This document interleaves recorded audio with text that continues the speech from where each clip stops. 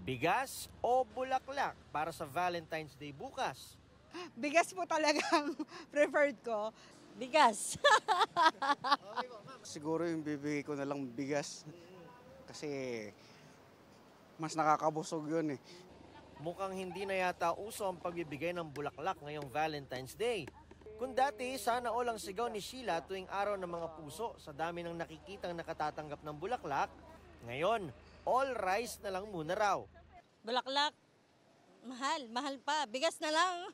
Practical naman daw kasi kung tutuusin, ayon kay Kat. Because bigas is life. Hindi, love will not keep us alive. Yun. So, tsaka yung bulaklak po, hindi siya makakain. So, hindi po kayo mabubusog. Bigas na lang siguro, sir. Okay lang po yun. Sa daming gastusin ngayon, may panggatas pa ng anak namin. Bigas, syempre.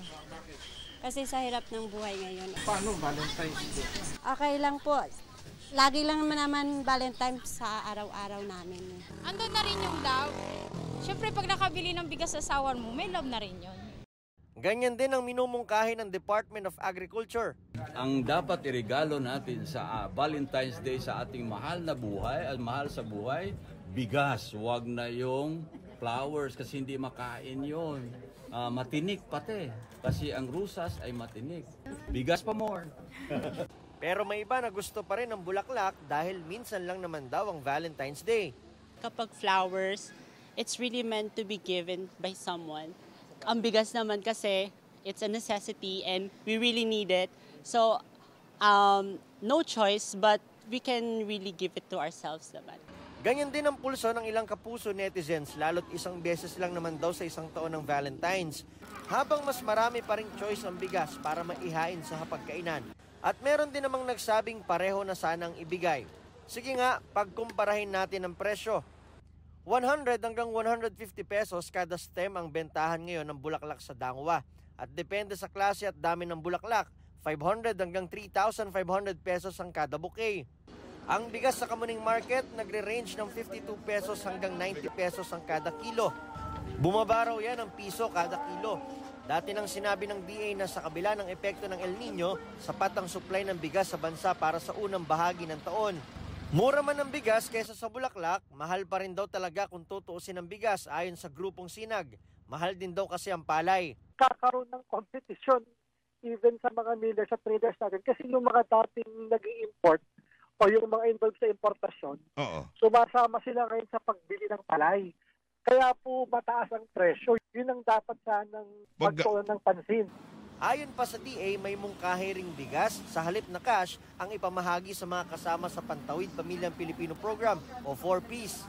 The President is saying that we will consider the proposal and they will take a look on how to implement this proposal.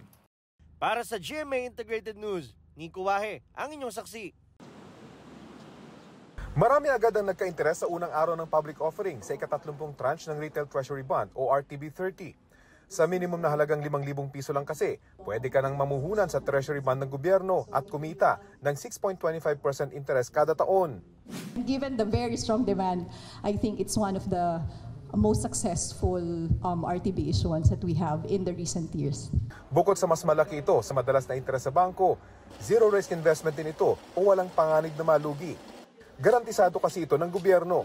Although siyempre medyo long term to, pero guaranteed to eh. So ang gobyerno hindi magbabankrupt yan, magpiprint na ng pera yan, magkatax lang yan, bayad na tayo.